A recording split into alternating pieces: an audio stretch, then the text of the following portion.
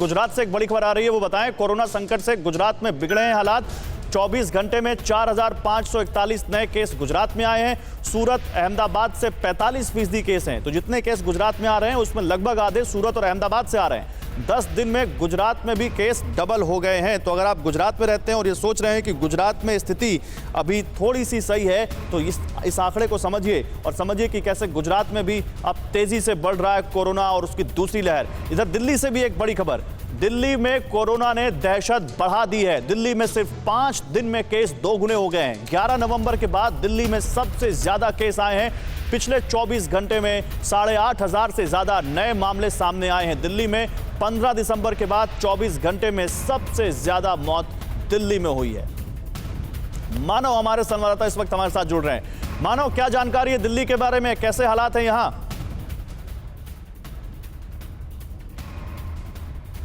गौरव, देखिए, दिल्ली के अगर हालातों की बात करें तो हम 6 महीने पीछे पहुंच गए हैं। जो मौतें आज से 6 महीने पहले हो रही थी, वैसे मौत के आंकड़े सामने आ रहे हैं। 8,521 एक दिन में ये कुल मरीजों की संख्या है, जो 11 नवंबर के बाद सामने आई है। 11 नवंबर को जो आंकड़ा था वो आज के आंकड़े से सिर्फ 72 ज़्यादा था। यानी अगर आप ये अंदाज़ा लगाना काफ़ी दुर्भाग्यपूर्ण है, लेकिन हो सकता है कि आज ये रिकॉर्ड भी टूट जाए। लेकिन अच्छी बात यह है कि दिल्ली में टेस्ट सबसे ज़्यादा हो रहे हैं। कल जो टेस्ट हुए थे दिल्ली में 1,09,000, ये पूरे कोरोना काल का अब तक का। चलिए, और खुद प्रधानमंत्री भी कह रहे हैं कि टेस्टिंग पे हमें जोर देना है। लोग वैक्सीन की बात करते हैं लेकिन टेस्टिंग को हमें नहीं भूलना। मैं आता हूं मानो आपके पास, लेकिन दिल्ली के कुछ आंकड़े दिखाते हैं, फिर मोहित मैं आपके पास आ रहा हूं। देखिए, दिल्ली में जैसा कि मानो बता रहे थे, टेस्ट बहुत ज्यादा हो रहे हैं, लेकिन दिल्ली में अब केसेस भी बहुत ज्यादा सामने आ रहे हैं। और वो कैसे आ रहे हैं सामने, आप इसे समझिए। कैसे 5 दिन में 2 गुने हो गए केस। 5, 6, 7, 8, 9, ये अप्रैल की 5 तारीखें। देखिए, 5 अप्रैल को 3,548 केस थे दिल्ली में, 15 मौत हुई थी।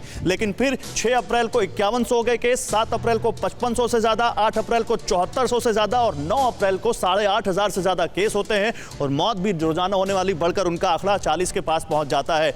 तो मोहित, दिल्ली में भी हालात बहुत खराब हो रहे हैं। और दिल्ली में जैसा कि आप अभी डॉक्टर वली को सुन रहे थे, डॉक्टरों पर भी सर गंगाराम अस्पताल, एम्स, कई तरह हॉस्पिटल्स के डॉक्टर भी लगातार इसके कोरोना से बच नहीं पा रहे हैं। तो अब वहां पर दिल्ली में इसको रोकने के लिए क्या किया जा रहा है? क्या दिल्ली में भी महाराष्ट्र जैसा कोई लॉकडाउन, वीकेंड लॉकडाउन हम देख सकते हैं? क्योंकि नाइट कर्फ्यू तो लगा दिया गया है।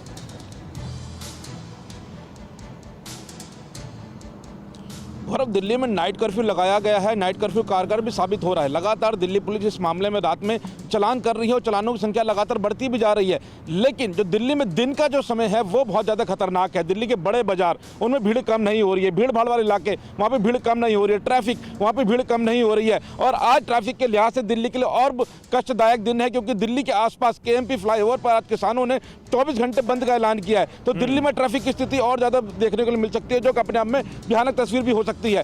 फिक्र आपकी, सोमवार से शुक्रवार रात 9 बजे सिर्फ TV9 भारतवर्ष पर।